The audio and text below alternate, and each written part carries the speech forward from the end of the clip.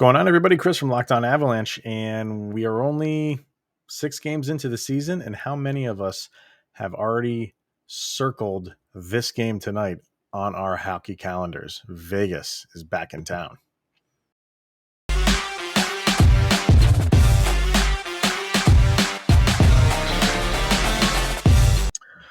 What's going on, everybody? Welcome to the Locked On Avalanche podcast, part of the Locked On Podcast Network, your team every day. I'm your host, Chris Maselli, with another episode of the podcast dedicated to your Colorado Avalanche. And on today's episode, we will be discussing tonight's game against the Vegas Golden Knights. Yes, how many of us, like I said, have circled this game when the schedule came out? Did we focus in on that and say, this is revenge time? Yeah, it's not the playoffs, but clearly, obviously, this is the first time you've seen them since they eliminated you. And maybe even on a personal level for a specific player for the Avalanche, we will get to later. There's also some player updates going on with Sam Girard, Val Nichushkin, and Pavel Francouz, and even Devon Toews. So we'll get to them. And we'll finish things off with, if you didn't see the Colin Wilson write-up on the Players Tribune, amazing stuff from him. So, and admitting his problems with addiction. So we'll just touch on that. But first things first, this show brought to you by the people at rockauto.com. Amazing selection, reliably low prices, all the parts your car will ever need. Visit rockauto.com and tell them that Locked On sent you. And follow the show on social media outlets, LOPN_Avalanche on Twitter, Locked On Avalanche on Instagram. Questions, comments, concerns, opinions, go to lockedonavalanche@gmail.com and follow the show's YouTube channel. Just go to YouTube, search Locked On Avalanche, hit subscribe, get notified whenever a new show drops. So tonight, the Vegas Golden Knights come to Denver. And, is this like a score to settle? Yeah, in some regards, definitely. This is the team that eliminated you. This is the team that took you out when you had aspirations of winning the entire thing. So clearly you are going to want to extract some revenge on that team. And they are hurting right now. Vegas, they opened the season up with a victory against Seattle, and since then have not won. They've lost 4 in a row. So, and the way that Seattle is playing, a lot of people are thinking, how for real is Vegas? But they have a lot of injuries right now. And I know Avalanche fans probably don't want to hear that. Avalanche fans are saying, like, we've dealt with our fair share and have done just fine with injuries. So we don't want to hear it, Vegas. And I'm not saying Vegas is on the other end, crying about all the injuries that they have. But from an Avalanche fan perspective, it's a moot point. Don't come here with that excuse, because we are the champions of not using that excuse based on all the injuries the Avalanche have had the past couple of years. So you want to keep their losing streak going. And in that aspect, Vegas is going to come out and try to stop it. They're going to try to stop this losing streak at 4 games. And like I said, when your lone win is against the Seattle Kraken, who have not been off to a great start, Vegas is like the Avalanche. They are expected to do a lot this year. You could see the improvement in Colorado. Vegas seems to be going in the other direction, but that doesn't mean they're just going to roll over. Their last loss was 2-0 against the Islanders. And as decimated as they are, managed to get 42 shots on net. And that is without, they are not going to have Max Pacioretty. He is absolutely going to be out. Alec Martinez and Nolan Patrick. Nolan Patrick, I guess, was a late scratch against that Islanders game. They are day-to-day, so they could be back. Mark Stone, according to CBS Sports, it says IR expected to be out until at least October 26th, which is the day this game happens. So he is possible. White Cloud is out. He's out until at least another week. And Alex Tuch is out until the end of January. So then they have a couple other guys who are out, defenders. So, they have a lot of high-end guys, a lot of guys we saw in preseason, because Vegas didn't really hold back in preseason. They let their stars go to kind of get ready for the regular season. And I'm not saying that backfired because all these guys are hurt for, one reason or another. These guys are hurt. I don't want to blame it on them playing. I don't think they overplayed them. I don't want to say that, but they were throwing them out there right off the rip where the Avalanche were taking a different approach, it seemed, to let their stars ease into the season. But, for one reason or another, Vegas is out a lot of guys. You have to take advantage of that if you're the Colorado Avalanche. And whether, even if these guys were fully healthy and in, which you're playing them a number of times, so, you're going to get them at their best. You would think maybe the next game. But for this one, kick them while they're down. I don't think the Avalanche are going to hold back at all. They know what this team did to them. A lot of the guys that were on that team are still on this team. Sure, you had some turnover, but regardless, Vegas doesn't go through these stretches too many times, and they're struggling to get back up right now. And if you're the Avalanche, you come out absolutely flying, and get that first goal, put them away early, make them fighting to come back, because they still have players. And that's the thing with a team like Vegas, and this goes for the Avalanche too. When they were injured, this is where you have those depth guys and those young prospects come up and try to make a name for themselves. Vegas is in the same situation. They're in the same situation the Avalanche were for the past couple of years.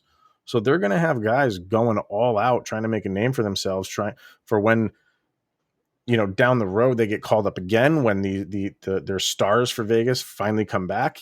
This is all a game within a game. And so for Vegas, I'm not expecting them to roll over and die, but for the Avalanche, you're pretty much healthy right now. Yeah, you have some injuries. Val Nichushkin apparently was back on the ice. He didn't take part in practice. He was skating on his own. Whether or not he plays, we'll have to just keep our eye on the newswire. Same goes for Pavel Francouz. He was practicing with the team, but because he was put on long-term injured reserve, he can't come back for another 5 games. But just the fact that he was skating around and practicing on the ice is good. Same goes for Devon Toews. He is cleared for contact in practice. So that's another name we will look at as the day goes on Tuesday. Do they let him go in this game, or do they give him another day or two and another practice under his belt, see how he feels? That's another one to keep an eye on. What also might impact that is Sam Girard. Sam Girard did not practice because of the hit he took from Stamkos, which we're all still upset about, and rightly so. But it didn't seem like he was going to be out day-to-day or long-term. By the sound of it, just seemed like they were just giving him the day off because he had some aches and pains and was bruised after that hit.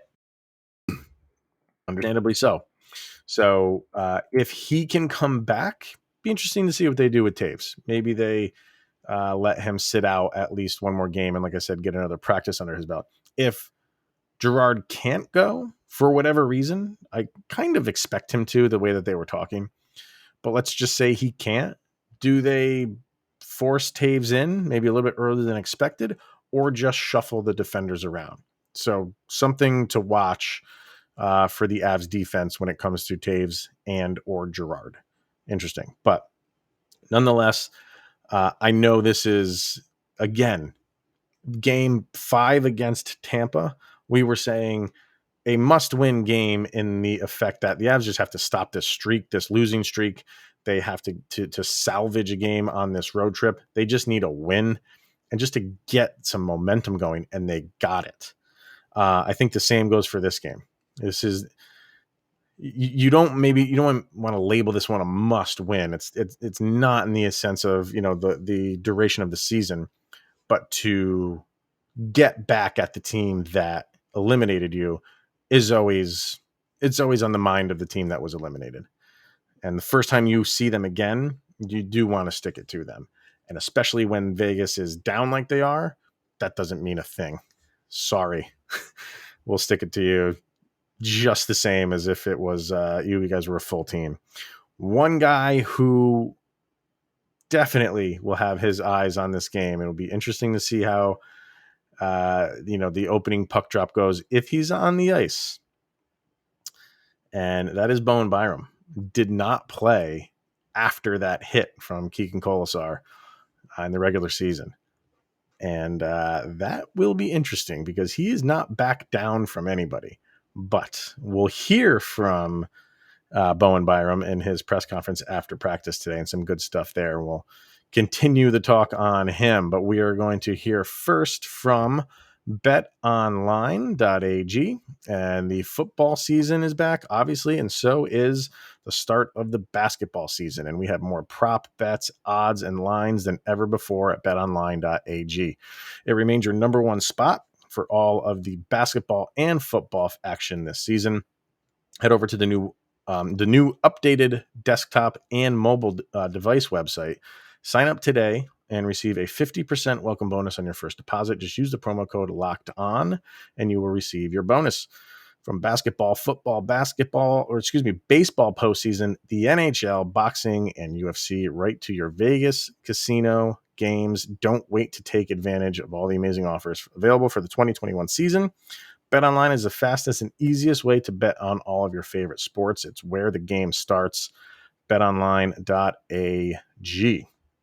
Also brought to you by DirecTV Stream. I'd like to tell you about a simple way to get all the entertainment that you love without the hassle. It's DirecTV Stream, and it brings your live TV and on-demand favorites together like never before, which means you can watch your favorite sports, movies, and shows all in one place. The best part, no annual contract. So stop waiting and get your TV together with DirecTV Stream. And you can learn more at directtv.com. Once again, that website is directtv.com to learn all about DirecTV Stream.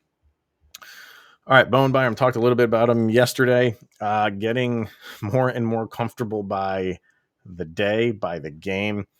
He's exciting to watch, and he's healthy. So, and he said that before the season started that this was maybe the most healthy he's felt in a long time. And there's also a article. This goes back a year, and I'm almost positive Peter Ball wrote it. I don't think Ryan Clark was there when this was written. I'm almost positive Peter Ball wrote it about Byram.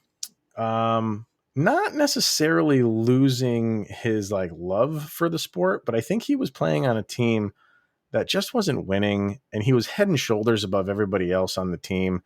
And just reading the article, just the impression I got from the article was he just needs to be challenged. And it just seemed he was getting bored with the team. I can't remember the name of the team he was playing with, but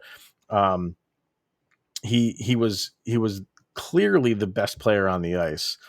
And like I said, it just seemed like the impression I got from reading the article was he needed to be challenged. And now that he's, pretty much a fixture on this Avalanche team, it seems like he has settled in and knows, night in and night out, they're going to need his best. And I think he's up for the challenge. The last game against Tampa, and I said it in yesterday's episode, seeing him just, you could see the look in his eyes of, all right, if you want me to take over right now, I will. And there were a couple times that he did. He's exciting to watch. And, his season came to a end last year from a hit from Keegan Colasar, which in all likelihood should have been at least a penalty. He left his feet to check him up against the boards, and he just wasn't the same after that.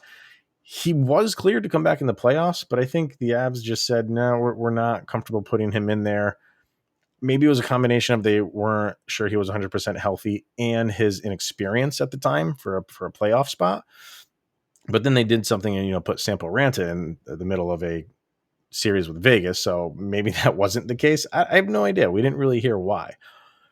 But for one reason or another, he didn't return last year. And I think he's got something to prove this year, and especially against Vegas, because that's the team, and Kolesar specifically the player, that ended his season last year.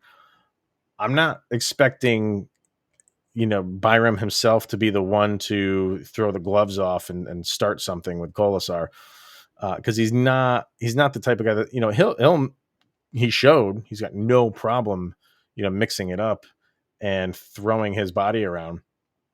But I think he's smart enough to know not to get into a stand-up fight with Kolesar. Somebody else might take on that. We're talking about the defensive side of things, how they have some questions maybe for the game Tuesday night. Does Curtis McDermott go back in there? If McDermott's in there, they might tell him, hey, settle this score for us. Who knows? But I want to play Byram's post-practice comments. And same like Cale Makar, just so calm, cool, and collected while he talks to the press at such a young age. It's pretty impressive. So let's hear from Byram. Like you said, I hadn't been out there before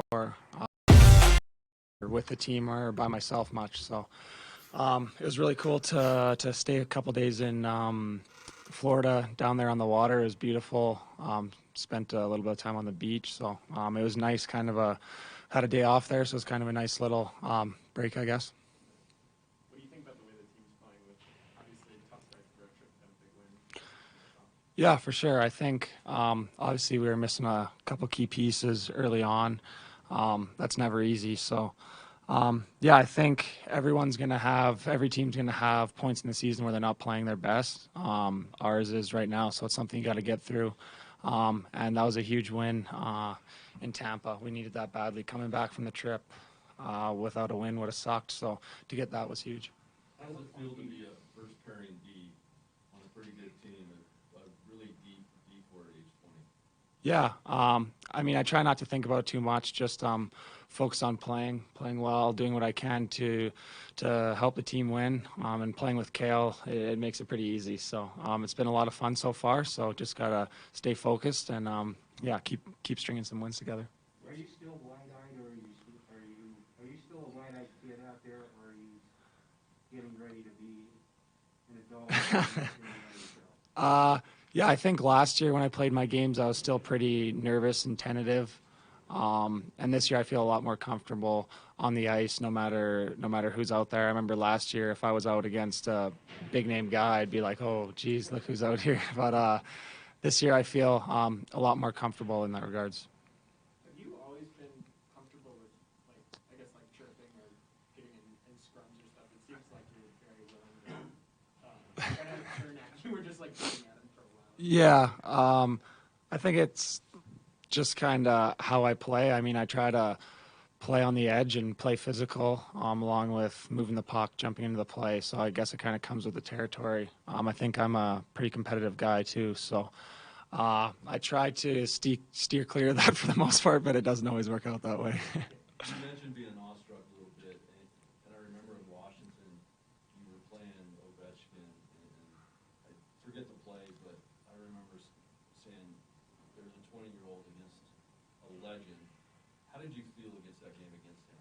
Yeah, obviously one of the best to ever play, probably the best goal scorer ever. So to be on the ice with him is pretty cool. I don't know. I hadn't really played against someone like that in that regard, to like a Sidney Crosby, and Ovechkin, McDavid. So it's kind of surreal. But once you get going in the game, you kind of forget about it and just try to play to the best of your abilities and shut them down.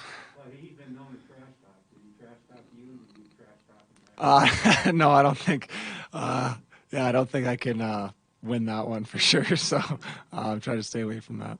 Do you have any opinions on the hit that same director every time you To be completely honest with you, I didn't really see it that great. I kind of had a bad angle from the bench, and I didn't see it in the video. Obviously, I hope Sam's okay. I think he was a little shaken up, but I'm pretty sure he's good. So you never want to see a guy kind of stay down on the ice and get hit awkwardly, but it is what it is, and Sam's doing his best. And yeah, I think it happens in hockey. The game's a fast-moving sport, and sometimes things happen and guys get hurt.